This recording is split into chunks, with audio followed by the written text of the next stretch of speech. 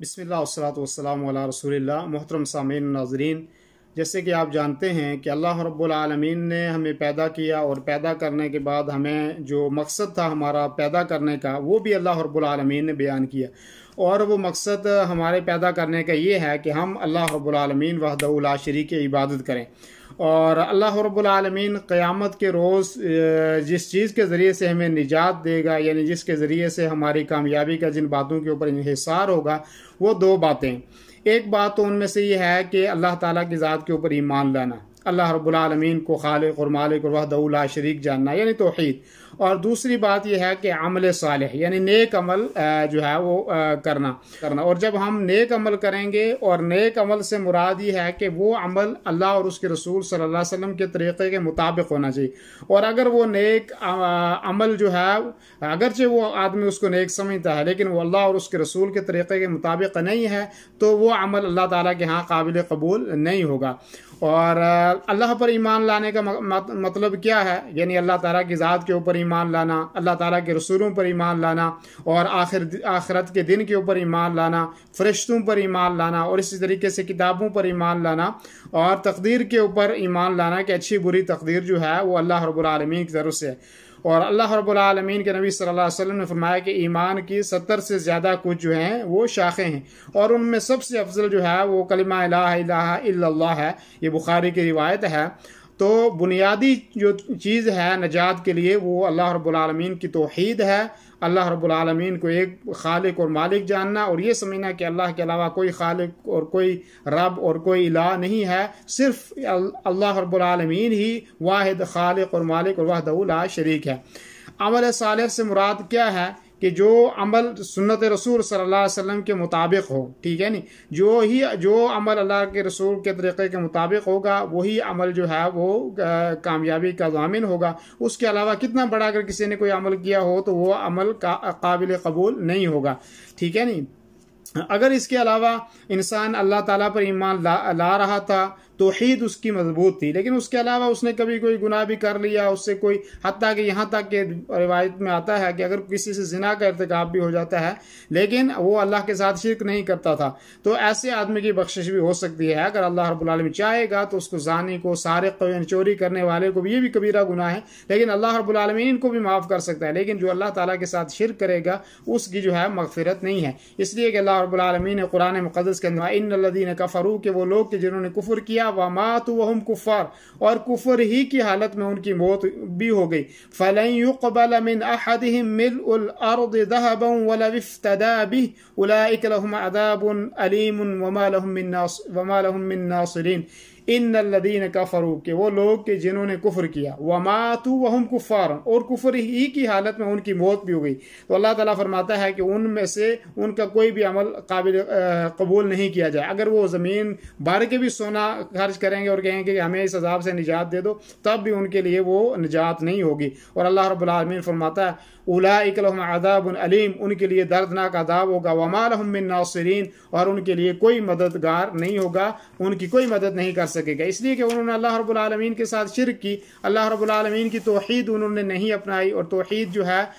सबसे ज़रूरी चीज़ है कि जो हमारे निजात का ज़रिया है, और वो तौहीद ही है। और अगर जो है आदमी बेशुमार नेक अमल किए हों लेकिन तौहीद नहीं है, वो सारे अमल जो है वो ज़ाया हो जाएंगे। इसलिए कि अल्लाह रब्बुल आलमीन ने कुरान करीम में बहुत सारे अंबिया अलैहिस्सलाम का नाम लिया, हत्ता कि हज़रत इब्राहीम अलैहिस्सलाम, हज़रत इसहाक़ अलैहिस्सलाम, हज़रत याक़ूब, हज़रत नूह, और इसी तरीके से हज़रत दाऊद, हज़रत सुलेमान, हज़रत अय्यूब, हज़रत यूसुफ, हज़रत मूसा, हज़रत हारून, हज़रत ज़करिया अलैहिस्सलाम, हज़रत यहया, हज़रत इस्माईल, हज़रत यसा, हज़रत यूनुस और हज़रत लूत अलैहिस्सलाम, इन सारों का जिक्र अल्लाह रब्बुल आलमीन ने कुरान करीम करने के बाद फरमाया वलौ अशरकू, और अगर ये अंबिया भी अल्लाह के साथ शिर्क करते लहबित अन्हुम मा कानू यअमलून, ठीक है, इनकी भी नेकियां जो इनके अच्छे अमल किए हुए होते वो भी ज़ाया हो जाते। तो जब अंबिया अलैहिस्सलाम के जब कि शिर्क से रोकने के लिए आए हैं, शिर्क को मिटाने के लिए आए हैं, लेकिन अल्लाह ताला कहता है अगर वो भी शिर्क करते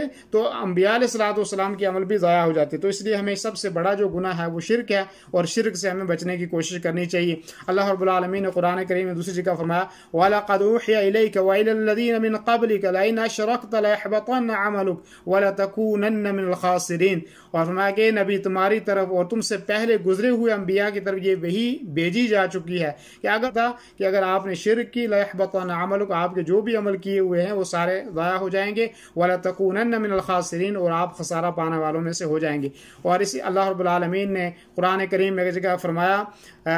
सूरह शुअरा की आयत नंबर जो है 213 के अंदर फरमाया, फला तदउ मअल्लाह इलाहन आखर, अल्लाह रब्बुल आलमीन के अलावा किसी और की इबादत ना करो, किसी और को ना पुकारो। ठीक है ना, अगर आप पुकारोगे तो फतकून मिनल मुअज़्ज़बीन, आपको अजाब दिया जाएगा। तो ठीक है नहीं, आप अजाब देने वाले में से शामिल हो जाएंगे, वो लोग कि जिनको सजा दी जाएगी उनमें आप भी शामिल हो जाएंगे। किसी की अल्लाह के अलावा इबादत ना की जाए, चाहे अंबिया अलैहिस्सलाम हो, फरिश्ते हैं, शहीद हैं, वली हैं, और चांद और सूरज है, दरख्त हैं, सितारे हैं, शजर हैं, हजर हैं, किसी की भी इबादत अल्लाह के अलावा ना की जाए और अल्लाह के साथ किसी और को ना पुकारा जाए। इसी तरीके से अल्लाह रब्बुल आलमीन ने कुरान करीम की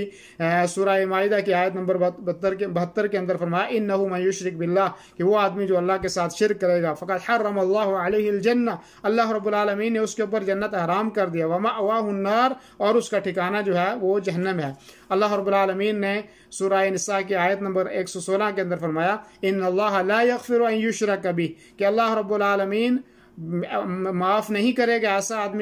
आदमी को कि जो अल्लाह के साथ शिर्क करता है। यानी अल्लाह ताला ऐसे आदमी को माफ़ नहीं करेगा, ऐसे आदमी की बख्शिश नहीं करेगा जो अल्लाह के साथ शिर्क करता है। वयग़फ़िरु मा दून ज़ालिक लिमन यशा, उसके अलावा अल्लाह चाहेगा तो माफ़ कर देगा, उसके अलावा और कोई गुनाह होंगे तो अल्लाह चाहेगा तो उनको माफ़ कर देगा, लेकिन जिस शिर्क वाले अमल को, मुशरिक को अल्लाह ताला कभी माफ़ नहीं करेगा। और इसी तरीके से मुशरिक जो लोग मर गए हैं उनके लिए हम तौबा और इस्तिग़फ़ार भी नहीं कर सकते। अल्लाह रब्बुल आलमीन ने फरमाया, मा कान लिन्नबिय्यि वल्लज़ीना आमनू, कि किसी नबी के लिए और किसी ईमान वाले के लिए ये ज़ेबा नहीं देता कि अन यस्तग़फ़िरू लिल मुशरिकीन, कि वो उन लोगों के लिए दुआ करें बख्शिश की कि जो मुशरिक थे, जिन्होंने शिर्क किया अल्लाह के साथ, वलौ कानू उली कुर्बा मिन बाद मा तबय्यन लहुम अन्नहुम अस्हाबुल जहीम, बाद इसके कि ये बयान हो चुका, अगरचे वो आपकी करीबी ही क्यों ना हो, बाद इसके कि अल्लाह ताला ने वाज़े कर दिया है कि वो जहन्नम वाले हैं। तो इसलिए मुशरिक जो आदमी होगा ना तो उसकी बख्शिश होगी, ना उसकी सिफारिश, हमारी सिफारिश उसके हक में जो है वो कबूल होगी। तो सबसे पहली बात यह है कि मैंने जो आपके सामने आज के इस दर्स में रखी वो ये है कि अल्लाह रब्बुल आलमीन के साथ किसी को शरीक ना ठहराया जाए, और शिर्क करना ये बहुत कबीरा गुनाह है, और शिर्क कभी जो है वो माफ़ नहीं होगी। और इसी तरीके से जो है हमारे नेक अमलों के कबूल होने के लिए भी शर्त यह है कि एक तो तौहीद होनी चाहिए हमारे अंदर, दूसरा हमारे अमल जो है वो नेक और साले होने चाहिए। इंशाअल्लाह आगे जो है शिर्क की मज़म्मत में हदीस नबविय्या सल्लल्लाहु अलैहि वसल्लम से अगले दर्स में इंशाअल्लाह कुछ चीज़ें मैं आपके सामने रखूँगा। अल्लाह रब्बुल आलमीन से दुआ करें कि अल्लाह हमें तौहीद पर कायम रखे और शिर्क की बुराइयों से महफूज रखे। और अगर आप ये दर्स जो है हमारा यूट्यूब पर देख रहे हैं तो ज़रूर हमारे यूट्यूब चैनल को सब्सक्राइब करें और अपने दोस्तों से इसको शेयर भी करें। जज़ाकुमुल्लाह खैर व सल्लल्लाहु अलैहि वसल्लम अला नबीना मुहम्मद व अला आलिहि व सहबिहि अजमाइन।